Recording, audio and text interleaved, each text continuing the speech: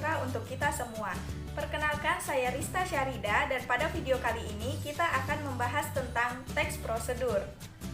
Pada video ini adalah materi Bahasa Indonesia SMP kelas 7 dengan KD 3.5 mengidentifikasi teks prosedur tentang cara melakukan sesuatu dan cara membuat sesuatu dari berbagai sumber yang dibaca dan didengar, serta KD 4.5 menyimpulkan isi teks prosedur tentang cara melakukan sesuatu dan cara membuat sesuatu dari berbagai sumber yang dibaca dan didengar.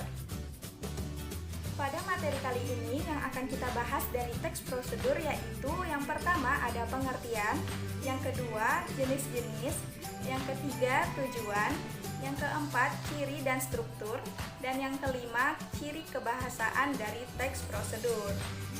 Pengertian teks prosedur. Teks prosedur adalah teks yang berisi petunjuk dan langkah-langkah dalam membuat sesuatu atau melakukan sesuatu, memudahkan pembaca memahami bagaimana cara membuat atau melakukan sesuatu dengan baik dan benar. Jenis-jenis teks prosedur. Berdasarkan isi, 1. Ada teks prosedur sederhana. Teks yang berisi langkah-langkah dan petunjuk sederhana yang biasanya berisi 2-4 langkah saja dalam melakukan sesuatu. Yang kedua, teks prosedur kompleks atau rumit. Teks ini berisi banyak langkah dalam melakukan atau tahapan dalam membuat sesuatu. Lalu ada teks prosedur berdasarkan tujuannya. Yang pertama berdasarkan tujuan cara melakukan sesuatu, yang kedua cara menggunakan atau mengoperasikan sesuatu, dan yang ketiga cara membuat sesuatu. Selanjutnya ciri-ciri teks prosedur. Yang pertama memiliki tujuan, yang kedua langkah-langkah membuat atau melakukan sesuatu, yang ketiga kriteria atau batasan, yang keempat terperinci secara runtut. Selanjutnya struktur teks prosedur, ada judul, tujuan, alat dan bahan, langkah-langkah, dan penutup. Ciri kebahasaan teks prosedur yang pertama yaitu konjungsi temporal, menerangkan hubungan waktu dari dua hal atau peristiwa yang berbeda. Kata hubung yang erat kaitannya dengan waktu, contohnya seperti kata selanjutnya, berikutnya, kemudian, lalu, dan setelah itu. Kedua, kalimat imperatif atau perintah. Kalimatnya menggunakan kata perintah. Biasanya kalimat ini digunakan untuk memerintah atau melarang seseorang agar melakukan atau tidak melakukan sesuatu yang sesuai dari teks prosedurnya. Contoh seperti kata tuangkan atau aduklah hingga rata. Ciri kebahasaan yang ketiga yaitu kalimat saran. Contoh, sebaiknya angklung digetarkan dengan frekuensi getaran yang cukup sering. Lalu yang keempat, kalimat larangan. Contoh, jangan menggunakan api yang besar.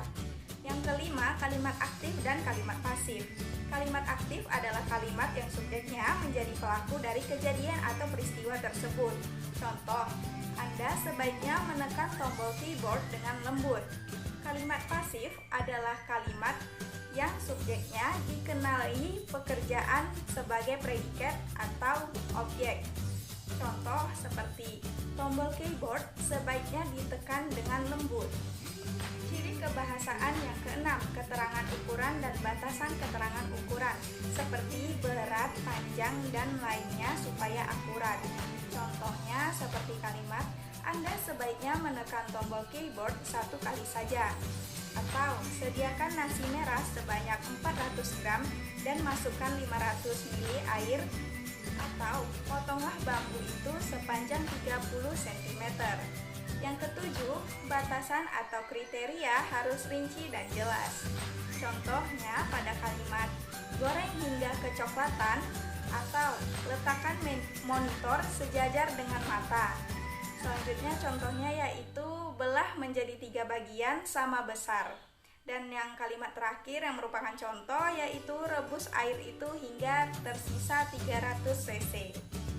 Baiklah semuanya, itu dia tadi materi kita tentang teks prosedur yang terdapat pada mata pelajaran Bahasa Indonesia SMP kelas 7 KD 3.5 dan 4.5.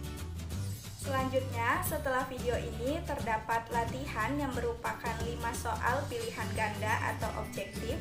Diharapkan teman-teman dapat menjawabnya. Lebih dan kurangnya saya mohon maaf. Wabillahi taufiq wal hidayah. Wassalamualaikum warahmatullahi wabarakatuh. Let's go. LET apostrophe SGO.